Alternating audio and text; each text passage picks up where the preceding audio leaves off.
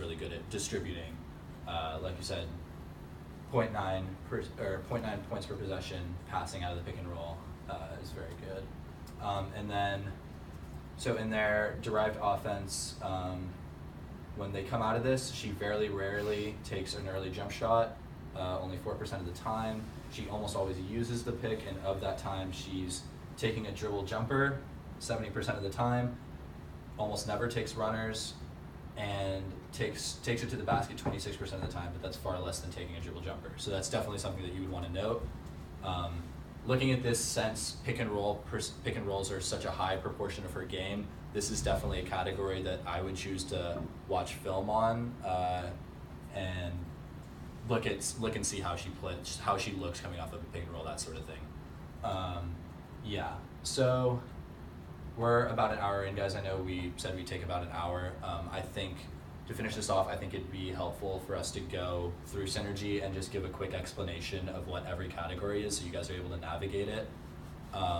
Before we do that, do you guys have any other questions at this point? Or are we looking okay?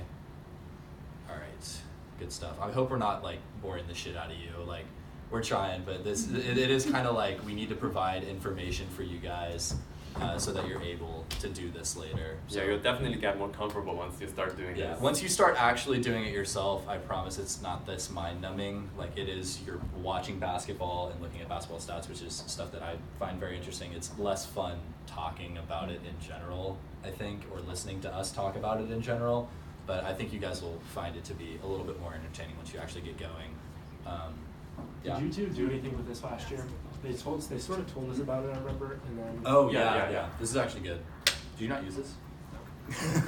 All right, so real quick, and then we'll go ahead and go down quickly the full offense and then the full defense, just to give you a breakdown of each one of those stats and what they mean a little bit. When you look at their overview, like we said, there's offense, defense. The cumulative box gives you their basic box score stats. And then over here, they give you your ISO/post chart. So this is really useful. I think this is most useful when it's a big man that you're looking at, because if you'll notice how this is set up, they have your post-ups in each spot. So she didn't really post up at all. 0 times on the left, 0 times in the middle, and only 1 time on the right.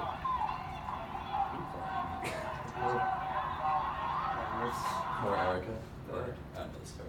Okay, but yeah, so if you'll notice, so it's useful in that, so like a post right, what this means is that when she's posting up on the right block, she catches the ball here. This big arrow means that for her it was 1 out of 1 times, but oftentimes with a big man you'll have a much bigger sample size. You're able to see which shoulder they turned over, which is something that's really valuable for defenders. Yeah. So if you do that, it shows you. I think it's self-explanatory. Yeah, it's pretty self-explanatory. This is like they went when they were posting up, they went right this percentage of the time. In this case, it's 100, but for big men, it'll be a more useful number. And then left another percentage of the time. So that's something that when you click on this, it'll immediately be apparently obvious. They like scale the arrows for you, which is kind of cool. But it'll be immediately obvious, like how often they like going right versus going left in the post. And then it's a similar sort of thing. They give you their ISO. So when you're looking at posts, it's valuable to look at these down here. And then guards, it's much more valuable to look at this. Just I clicked. I think it's because I clicked on it. Yeah, here you go. This is the play. There. Do you see she turned over her right shoulder? Oh, that's the one play.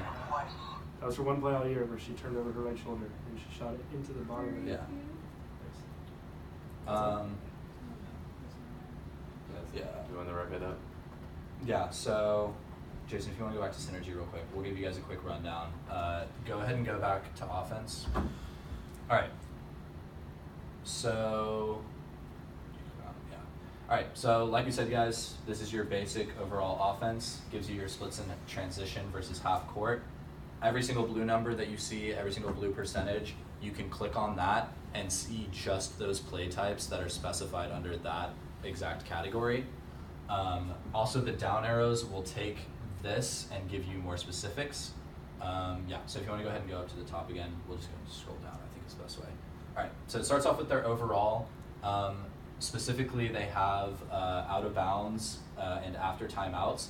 So after timeouts, if you see a really high percentage over here, or if you see that this is like excellent, that oftentimes means that it's like a player gets a play drawn up for them coming out of a timeout a lot of the time, which is something that is good for the coaches to be aware of. It also gives you their breakdown of man versus zone defense.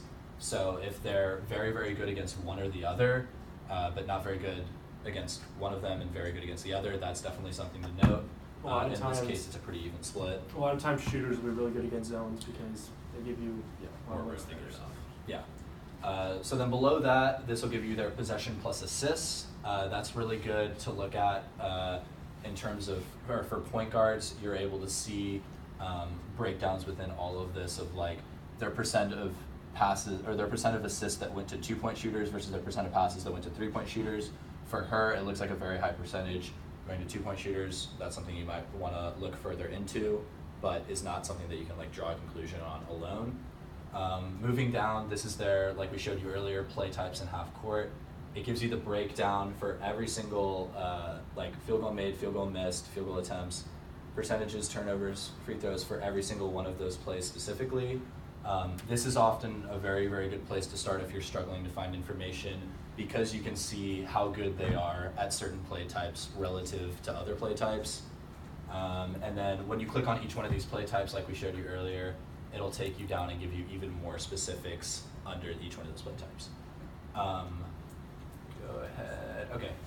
So shot attempts in half court. This is just looking at what percentage they take that are jumpers, what are runners. If this is an especially high number, it's noteworthy.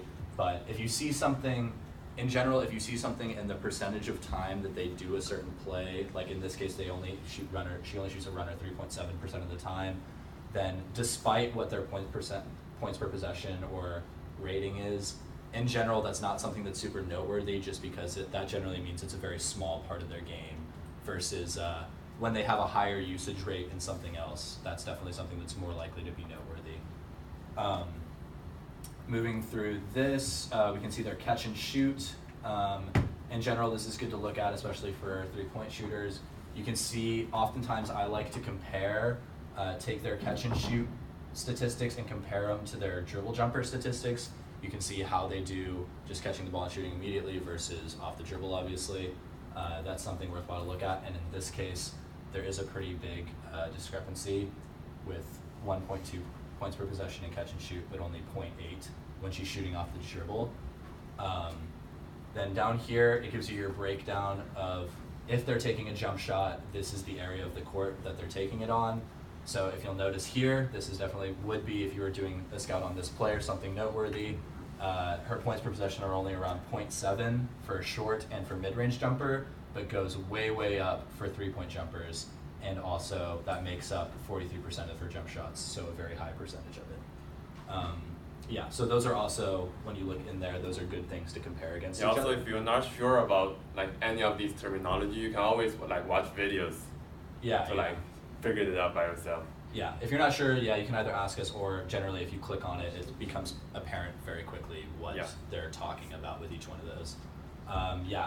Underneath that, it gives you their drive direction. This is another super valuable one if there's a big discrepancy. In this case, it's almost 50-50 driving left versus right, but if someone drove left 80% of the time versus 20% of the time right, that obviously means they're a lot more comfortable with their left hand, so therefore your argument could be we should force them right, something like that. So those are other good things to look at against each other, and maybe if when they drive left, they pull up for a jumper, but when they drive right, they generally go to the basket. That's also something that's noteworthy.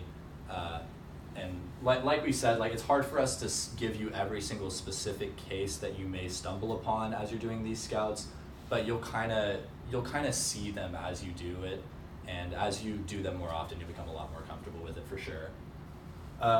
So beneath this, it gives you, now this is going into your breakdowns for each play type. So we kind of already gave you a good amount on that. So this one's like ISOs and then post-ups, different kind of stuff.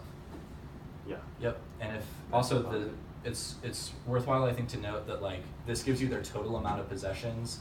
So like if you notice that when you dribble off a pick and takes it to the basket, or and is turnover and fouled only 2 times, that's something that's like, okay, we don't need to look at that really because it happens such a low percentage of the time. kind of like we said earlier. Frank, do you have anything else on the offensive end, or should we look at defense real quick? Let's click the defensive. Yeah. Defense is realistically very similar. Yeah, and defense, we won't go into this a ton because in general, it's the same sort of stats. It's just everything is backwards. It's how well, it's all of these are showing how well the player that was being guarded by this person did. So obviously, if they have very low points per possession, that means that they did a really good job of containing them. Like, if you'll notice on this one, their handoff they only allowed 0.5 points per possession, which is very good. But this higher 1.0 on off screen is only in the 19th percentile, which is below average. So same sort of thing. It's often, worthwhile to note how they do when their team plays man versus how their team plays zone. I think that's really telling for her. She's maybe the best player in the country, and she's 20th percentile defensively and defense. Yeah, so that right there lets you know that she's overall going to be focused on the offensive end, is a terrible defender in general. You don't have to be as explicit as I am, but I would say she's fucking terrible defensively. You guys can choose what or what not to include in this. We'll make sure to censor you guys before it goes to the coaches, so be as colorful as you'd like. I think it makes it more entertaining for us, maybe. Yeah, for sure.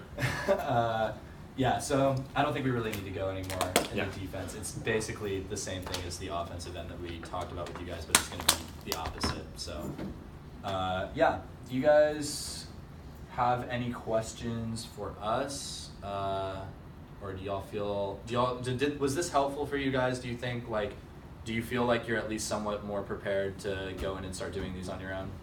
A little bit? Okay, that's good to hear. Cool. Yeah, so we'll add a little bit more detail into this play-by-play for you guys when you start doing them. We are looking to have, also when we put the due dates for these, please really, really try and make sure that you have the scouts in by those dates. Plan ahead. We're normally going to give out the assignments like a good amount of time before it's due. If you know that you're not going to be able to get it, make sure to let us know as early as possible so that we can account for that and help you guys out. Or if you know that you're gonna be a little bit late, generally we'll probably be pretty accommodating for you guys, but just make sure you're communicating with us is the most important thing. Yeah. So the general guideline is all the reports are due 10 days before the game. So our first men's basketball game is November the 1st, so it will be due October 22nd. Yeah. Which gives us 2 days to compile all the reports and send it to make sure that we send it to coaching staff 1 week before the game. Yeah, because the coaching staff, for it to be worthwhile for them, they need to have it a week before the game, or else if we're giving it to them the day before the game, there's not really anything they can do with it. So there's no point. We need to be giving it to them a week out. Therefore, for us to have time to condense and compile everything, we need to get it from you guys 10 days in advance. And if that's something that we understand these are going to be happening throughout the year, things come up. If that's not possible for you, just make sure you're communicating so we can account for that really early on. If I were you guys, ideally this weekend would be a really good time. Try and meet up with your partner, message them in the Slack, or if you have their number, text them too, that's fine. And figure out how you guys want to go about doing this. I think it would probably be best, at least for the very first couple, to sit down with them and do it together and put together one PowerPoint. And then once we get a couple more games into the season, we will be splitting guys up and sending you off on your own. If you feel like at that point that you're not comfortable enough to do it by yourself, if you feel like you've been relying on your partner and you're like, I don't know if I'm gonna be able to do this, make sure that you communicate that to us, because then we'll be able to send one of our more experienced members, or one of us will be able to come and help you guys out personally. And I think that if you really can't do it and one of us were to be walking you through it and doing it with you, I think that would probably be very valuable if you guys are just feeling super uncomfortable. Anything else, Jason, Frank? No. All good? No more questions from any of y'all? All right, cool. Beautiful stuff. We'll send out all that information we talked about, the template, all that. Have a good night. Thank you for coming.